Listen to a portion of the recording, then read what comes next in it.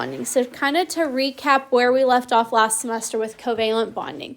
Covalent bond was between a nonmetal and another nonmetal, and they shared electrons. Sometimes the electrons are shared equally. That's nonpolar covalent. Sometimes they're shared unequally. That's a polar covalent bond. But they share the electrons so that everything is stable. In order for any atom to be stable, it has to have 8 valence electrons. So like naturally on its own, if an atom doesn't have 8 valence electrons, then it's going to bond with something to achieve the octet, to get 8 valence electrons. And that's still the case in ionic bonding. So ionic bonding, atoms are going to bond with something else so that they have a full octet, meaning 8 valence electrons. But rather than sharing their electrons are transferred. An ionic bond, if we want to just go ahead and jot this down, is between a metal and a nonmetal. So when we did covalent bonding, it was a nonmetal bonded to another nonmetal. In an ionic bond, it's going to be a metal bonded to a nonmetal, or a polyatomic ion.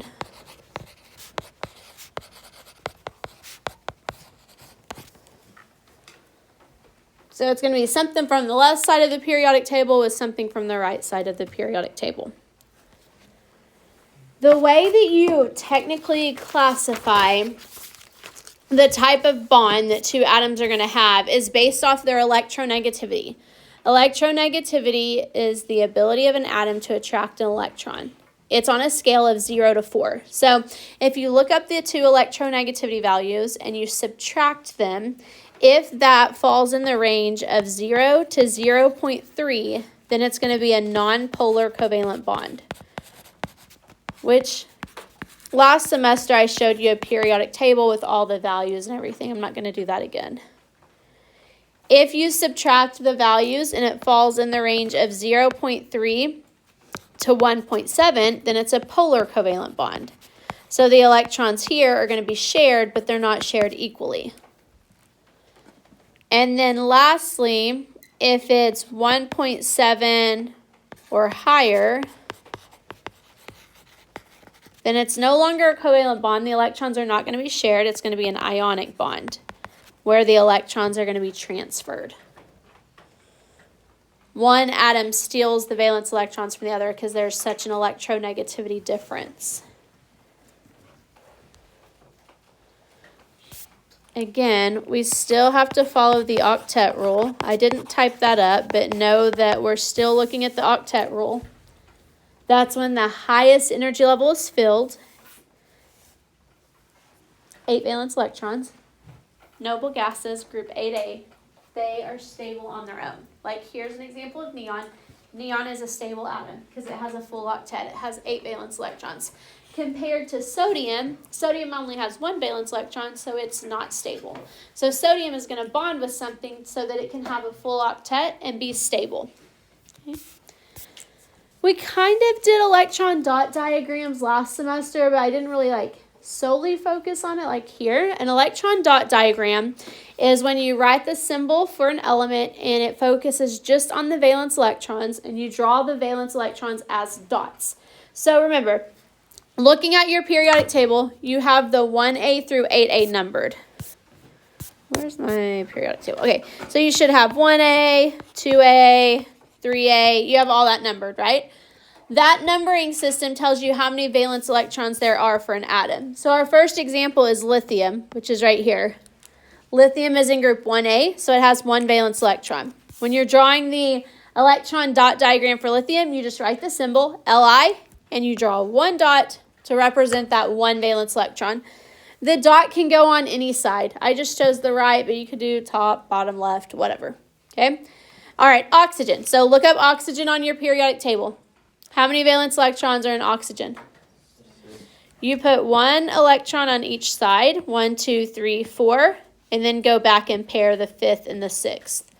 Again, I paired the top and the right. You could do the top and bottom or the left and right. It doesn't matter which ones you pair, but you put 1 on each side and then you pair if you need to. Okay, carbon. How many dots are we going to draw for carbon? 4, because that's 4 valence electrons, so I do 1 on each side. So you put 1 dot on each side before you pair any of them. Okay, y'all do the last 3. Magnesium, nitrogen, neon. Write the electron dot diagram for those.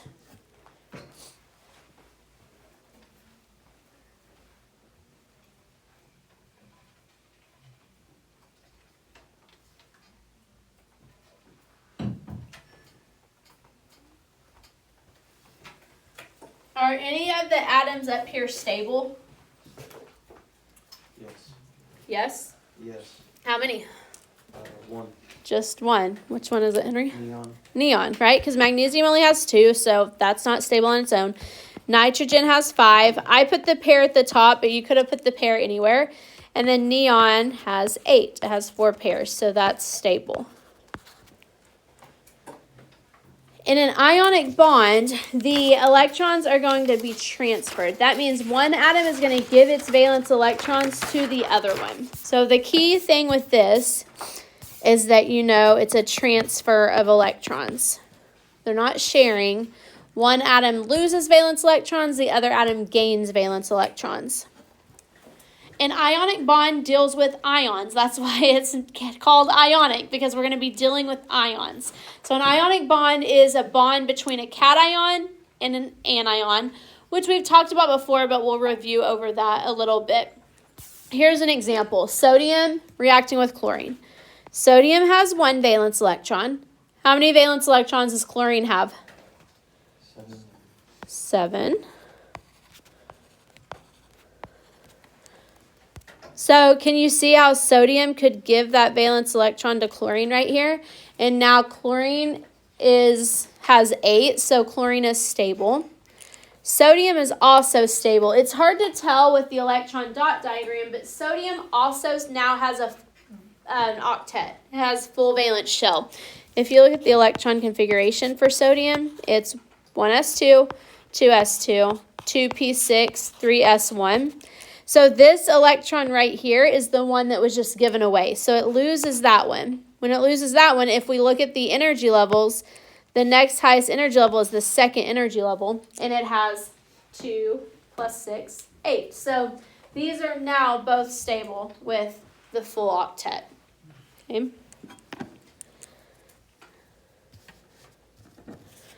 Whenever the electrons are lost, like whenever sodium loses an electron and chlorine gains one, that's when ions are formed. So let's talk about ions for a little bit. An ion is when something has lost or gained electrons. The protons haven't changed. It's just the electrons have changed. If something has more electrons than protons, it's going to be negative. If there's less electrons than protons, it's going to be positive. First, we're going to start with anions. Anions are negative. But remember the way that I remember that? The way that I remember an anion is negative is it stands for A, negative, ion. Not really, but that's what I tell myself. Another thing to note, somewhere on this slide, we're going to write nonmetals.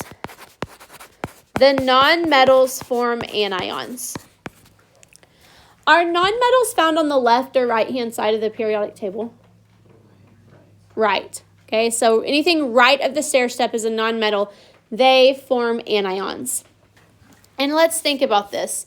Like if we look at, let me go back to these electron dot diagrams real quick. Let's look at lithium or magnesium. Okay, magnesium has 2 valence electrons. So in your mind, would it be easier, it needs 8, right? Would it be easier for magnesium to lose 2 electrons or gain 6? Which one makes more sense? Lose 2 or gain 6? Lose 2. But losing is harder, right? It just depends on the element. Henry's question was like, well, losing electrons is harder. For nonmetals it is, but for metals it's easier. Okay, what about nitrogen? Nitrogen has 5 valence electrons, so it needs 3 more. So would it be easier for nitrogen to lose 5 or gain 3? Gain 3. Okay, what about lithium? Lithium has 1 valence electron. So do you think it's going to lose that 1 or is it going to try to gain 7? It's going to lose 1. Metals on the left side of the periodic table, they don't have very many valence electrons. They're going to, however many valence electrons they have, they're going to lose that many. So that just makes more sense. Nonmetals have a higher number of valence electrons, so they're going to gain enough to give them a total of 8. So now back to these anions. So the anions, the nonmetals, are going to gain enough electrons to give them a total of 8. Let's look at fluorine. Fluorine has 7 valence electrons. And let's just think about this mathematically real quick. Look on the periodic table. What is the atomic number for fluorine? How many protons does fluorine have? Whole number. In the little box for fluorine. 9. Okay, so fluorine has 9 protons, therefore it also has 9 electrons. In order for fluorine to be stable, how many electrons does it need to gain?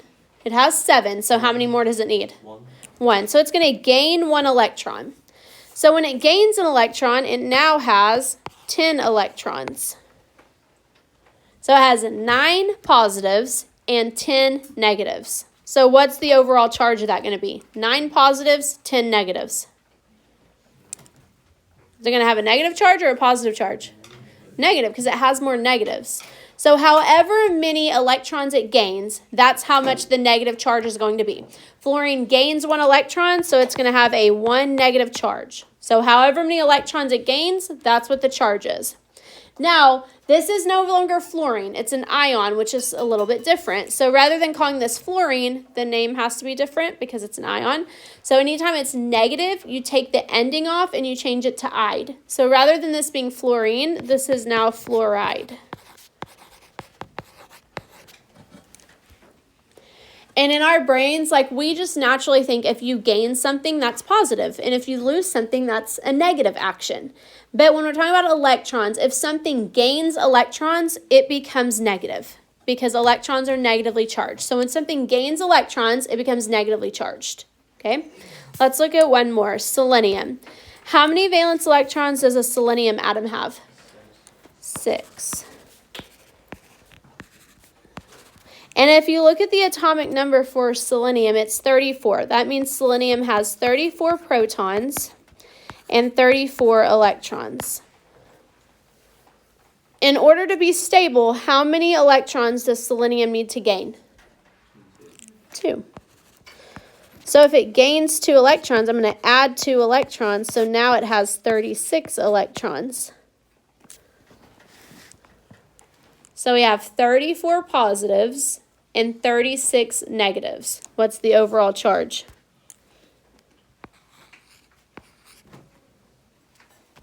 $34 positives, 36 negatives. -2. Good. 2 minus. If you don't like thinking about the math like that, like actually the actual number of protons and electrons, you just know however many electrons it gains, that's what the charge is. It gains 2 electrons, so it's getting a -2 charge. And now, instead of calling this selenium, I have to take the ending off and put IDE, so it's selenide.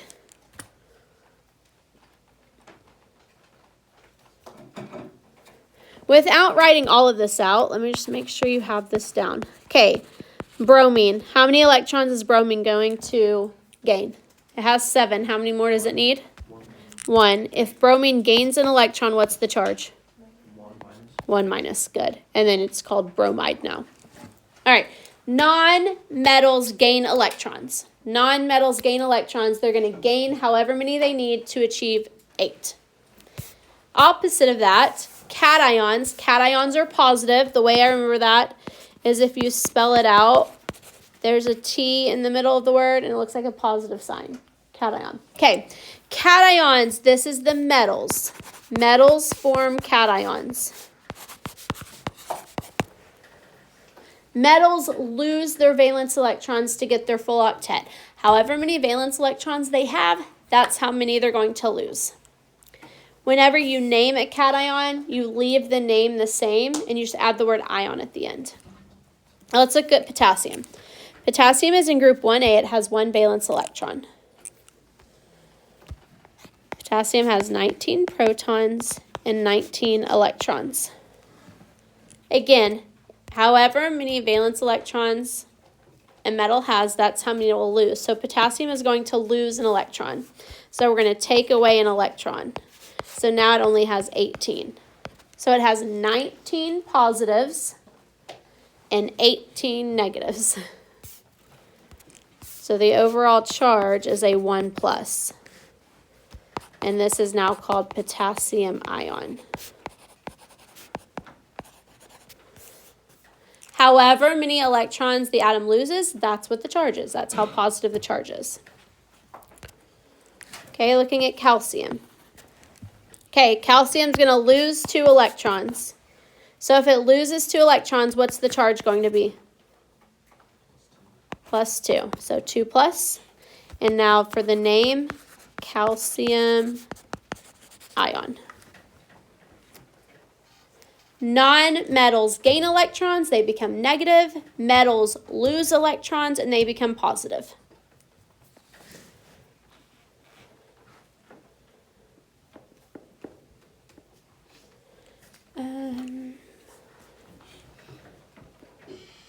I have in your notes, like the next section talks about transition metals. I really want to focus on this more tomorrow. Transition metals can have more than one charge. Their valence electrons can vary. We're going to come back to this tomorrow. I'm going to skip over that. We'll hit that tomorrow. Last thing for today is just the formation of a bond. We know that ionic bonds involve ions. They involve losing and gaining electrons. The bond is formed when the electrons are transferred. So if we, well, let me pause. Let me let you fill all this in.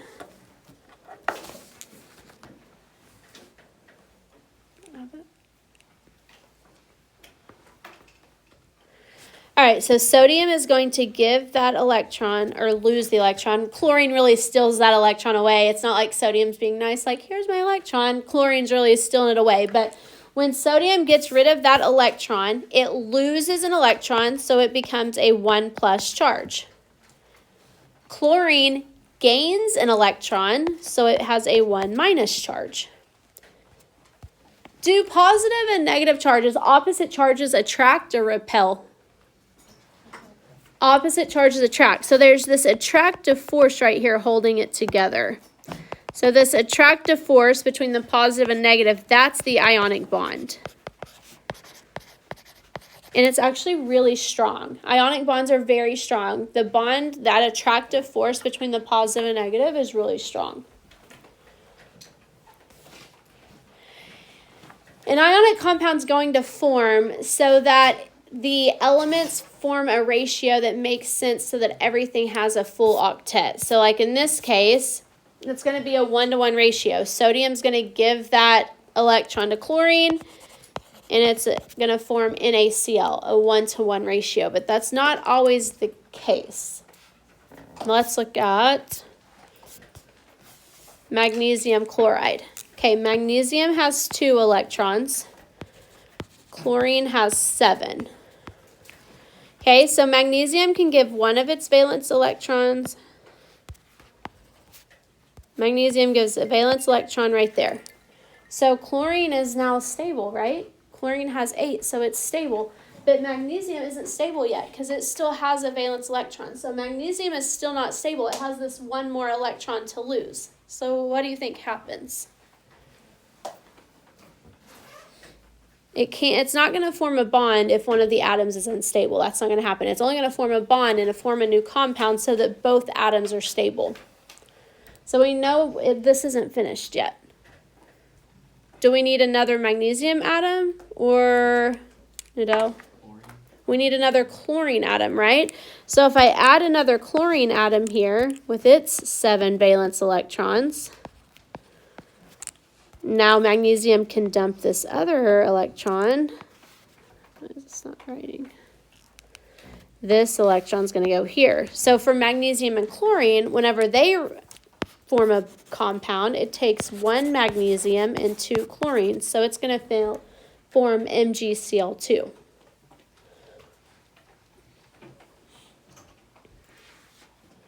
Okay, let's look at this ratio, beryllium and sulfur. Okay, how many valence electrons does beryllium have? 2. How many does sulfur have? 6. Okay, so beryllium, 1 electron goes here, 1 goes there, and we're good because now sulfur's good, beryllium's good, so this does form a 1-to-1 ratio. So that's just going to be BES. Okay, let me have you guys try one of these. Potassium reacting with oxygen. What's that formula going to be?